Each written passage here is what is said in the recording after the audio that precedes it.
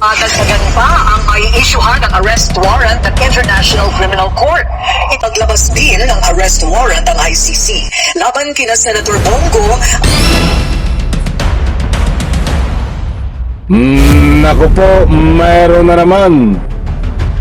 Kukunin na arestuin ng ICC dahil mayroon na naman pong panibagong paglabas ng ICC warrant. Alright, welcome back to my YouTube channel. I'm Andy's Vlog.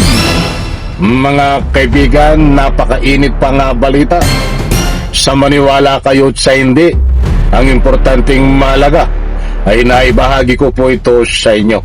Aba, ay matindi ho. Medyo marami-rami ho ito. Kasama ba dito si Sarasayad Lustay? Ang malaking katanungan. Isang like sa video na ito kung nagustuhan nyo po. Please subscribe my YouTube channel. Hindi naman po lingid sa inyong kaalaman. Balik tanaw lang po. Ang unang nilabasan ng arrest warrant ay si Digong Duterte. Nakakulong na po diyan sa Daig, Netherlands. Pangalawa naman pong nilabasan ng ICC warrant ay itong si Bato de la Rosa. Nakasalukuyan pong nagtatago sa loob ng imburnal at nakatakas diyan sa loob ng Senado at tinakas ni Robin Padilla at iba pa nilang kasama.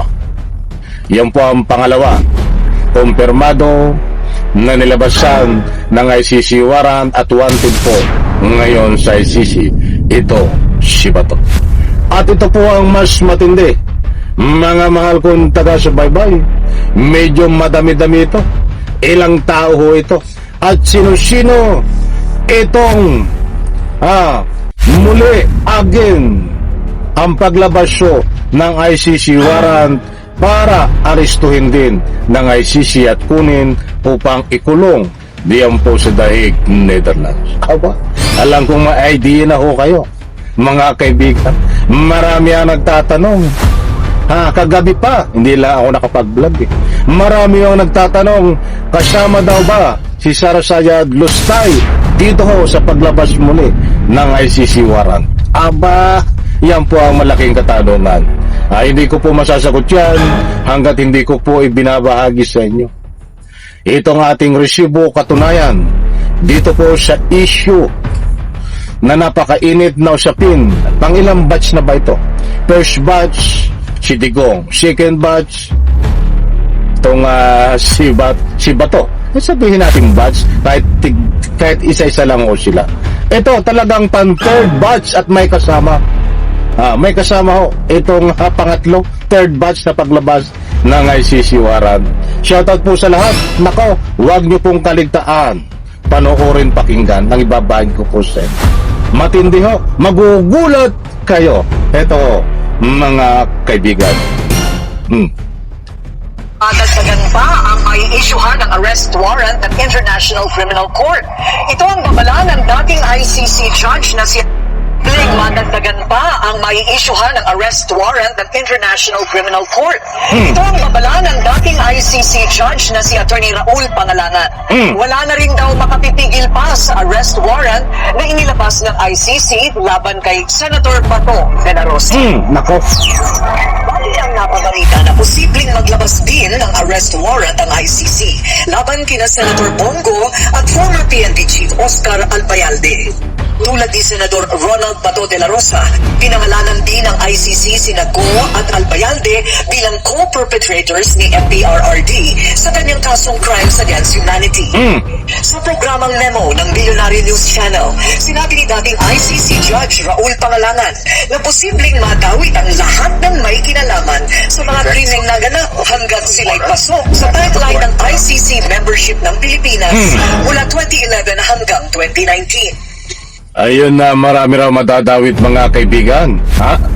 Talagang posibleng ang lahat daw po na sangkot ay madawit dito ho sa kinasasangkutan ni Digong Duterte na crimes against humanity. Ay marami-rami yan, mga kaibigan. Okay, patapusin po natin. Ito po. The prosecutor needs the permission of the court to commence an investigation. it received that permission. And the permission identified the crimes and identified the time period. So anyone who falls within the time period and can be linked to those crimes in various, we call it modes of attribution, modes of liability, can be included in the charge. So the list they have is not the final list. They can still add along the way. Nako, Iwas sa sinabi ng kampo ni Senator Bato na ang arrest warrant ay kailangan mula sa local court lamang na kanilang kikilalanin. Sinabi din ni Pangalangan na maaaring isuko ng gobyerno ang mga personalidad na masasampahan ng ICC warrant. Mayroon anya itong kaakibat ng lokal na batas at saklaw ng international humanitarian law. It is clearly provided for in Section 17 of our IHL law that it is an option available to our government as an act of Congress, saying that if there is already ayan, medyo buhat sa Billionaire News po ito mga kaibigan. Medyo mahaba-habang balita yan. Ang importanteng malaga, mga mahal kong taga-subaybay, ay na ihatid ko po sa inyo itong mainit na usapin ngayon na posible na malapit na pong ilabas ang panibago na ICC warrant mga kaibigan. At ayon po dito sa balita na ito ay hindi pa po final ang listahan na mga kasangkot ni Digong Duterte at posible pang magbago na mayroon pong idadagdag. Aba, kaya pala marami mga nagtatanong kung kasama raw po si Sara Sayad Lustay Duterte sa lalabasan ng ICC warrant. Balik tanaw lang po tayo. Doon po sa mga kasangkot na pinangalanan, sa mga kasangkot ay hindi po nakalagay yung ibang pangalan. Nakalagay doon ay co-perpetrator.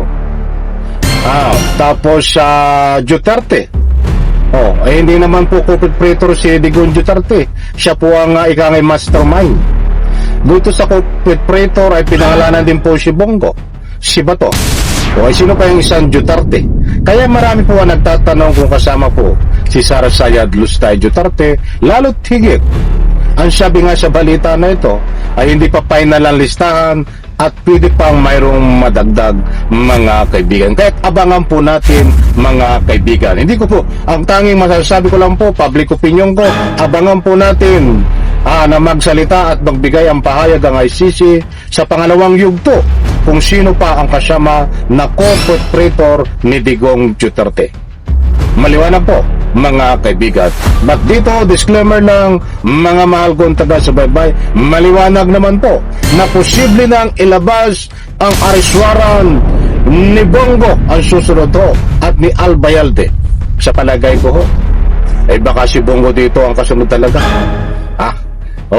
At si Albayalde kasama din ho at mayroon pang iba.